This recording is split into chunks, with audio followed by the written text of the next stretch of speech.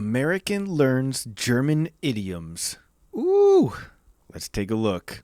Willkommen. My name is Sean Huggins, and this is React with Hugs. I want to see how he reacts when he thinks no one's watching. I can't help it if he's weird. He's American. He's going crazy with that work. Everybody reacts differently. I think he's weird, but that's me. He's American, you know. Welcome to React with Hugs. Let's hop straight into today's comment of the day. So today's comment of the day comes from Tobias Breyer 3175, and they say, I love to watch your videos with my morning coffee. Wow, Tobias. Prost, my friend. We can have our morning coffees together. Well, I'm recording this in the morning. It probably won't come out in the morning, but you get the idea. It's the thought that counts, right? Anyways, let's hop into today's reaction. Ooh, all right. Today we are back with my good friends, Germany versus USA. And we got some awesome sayings and expressions in German. This is something that I am very excited about because this is one of my favorite style of videos to make. I love learning about all the crazy German idioms. It's so fun for me because when you translate them, they don't always really make any sense at all. And it's really funny. And I'm sure the same is also true if you translate a lot of the English ones into German. But anyways, point is, I like these kinds of videos. This is going to be a lot of fun. But let's waste no time and hop straight into it. As always, feel free to leave your mustard in the comments and let me know your favorite German idioms and what they mean. So, los geht's. Welcome to Germany vs. USA. And today, we're going to talk about German idioms. Yay! Let's do it. Idioms are super handy, and they're actually impressive if you can use them in a foreign language. It really helps with the humor. Right. With idioms, I mean, once you can grasp a few idioms, you can really understand one's humor. Like Alex, not very funny in German. No, neither in English. Aller guten Dinge sind drei. So everything well is three. Yeah. Everything good comes in threes. I think we have the same exact thing in English, actually, for this one, if I'm not mistaken. And I mean, yeah, but everything good comes in threes. We have that idiom as well. Mm-hmm. Okay, we cool. also have, the flip side of that is death comes in threes. So take that, happy idiom. Not too much fun, is it? Aus einer Mücke einen Elefanten machen. To make a mountain out of a molehill. Dude, that's awesome. Make an elephant out of a mosquito. That's really funny to think about. Right. But we have that as well, to make a mountain out of a molehill. And that means basically to take make a mountain out of a mosquito is the German version. Okay. Okay, that makes sense. Dude, that's a good one. I situation like that's not that. that big of a deal and just turn it into a huge deal. Huge elephant on a freaking mountain hill. It's huge. Just Stomping upon. Actually, that reminds me of Hannibal. That's the idiom. You know Hannibal who went over the Alps? yeah. Yeah, that's the idiom. He used his elephant to cross the Alps. There we go. To get we to the learned other history side. lesson as well today. Den Teufel nicht an die Wand malen. So don't paint the devil on the wall. Yeah, exactly. Don't paint the devil on the wall. I don't even know what that would mean, to be honest. Don't paint the devil on the wall. Maybe like, don't bring bad luck? Maybe? I don't know. This one was made for Let's you. see. I think it was made for Germans in general. I was like, It I'm means worried like, about that. I think there's, I don't know if there's an exact idiom for that in English, but it's like, don't worry about stuff that you're that's uncertain. So basically, don't worry about things that are out of your control, and things that you have no control over. So And also, like, don't look at it too pessimistic. Also, right, yeah, don't. I mean, when we're watching a soccer game with Alex. It's just it Don't worry, be happy. kicks off, and all of a sudden, oh, we're gonna lose. We're gonna lose. Don't Oh man, worry. oh that's bad. I told you, we're just gonna play bad today. I've gotten better. Though. I've happy. gotten a little better. Sometimes I'm looking for a tie. Yeah, exactly. Äpfel mit Birnen vergleichen. So apple. Comparing apples to oranges. We do have that one. Apples and pears. We have apples. Apples to and oranges. pears in apples German. and oranges. Yeah, Interesting. and that means basically you can't compare it. Yeah. Don't you compare apples and oranges? Next. Yeah. Lieber den Spatz in der Hand als die Taube auf dem Dach. Go ahead. So a bird in the hand is worth two in the bush. We had to debate a little bit on what it actually means because We don't really know what this one means. A bird in the hand is worth two in the bush. In English, means it's better to have a sure thing, even if it's maybe not the best sure thing, than it is to have the hope of something better in the future. So it's better to have one bird in your hands that you caught rather than having two birds in that bush over there that maybe you can catch both birds, but you already could have the possibility of having one bird locked in your hand. A bird in the hand is worth two in the bush because you don't know if you're going to catch those other two. Yeah, let's continue. No, I mean, we do. It's just we had a good laugh when we were reading it because we were like, we both hear that. We're not really quite sure.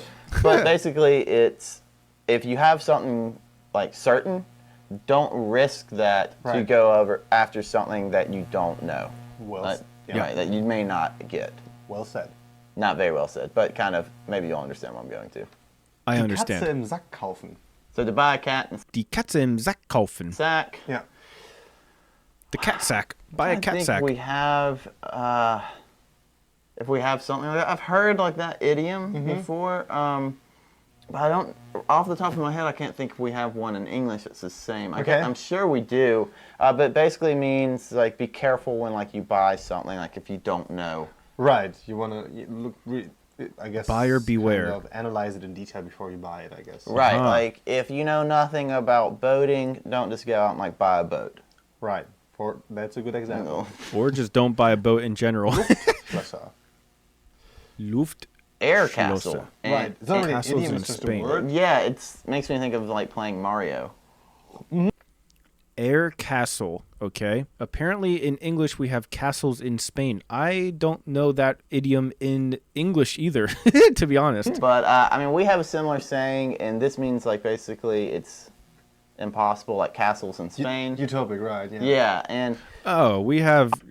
Okay, I've heard it called castle in the sky in English, not castles in Spain, which actually would be basically the same thing as the German version. Interesting. Dude, this is crazy how many of these are so similar in both all I languages. can think of is Spain. You don't have castles. Like I don't. Are we sure about this? The French have the same chateau en Espagne. There's also like the same meaning, castles in Spain, and that's the same idiom. I guess there are not a lot of castles in Spain. Build some castles, Spain, Yes, please. come on, Spain. You're way behind. I'm Ich way behind. verstehe nur Bahnhof.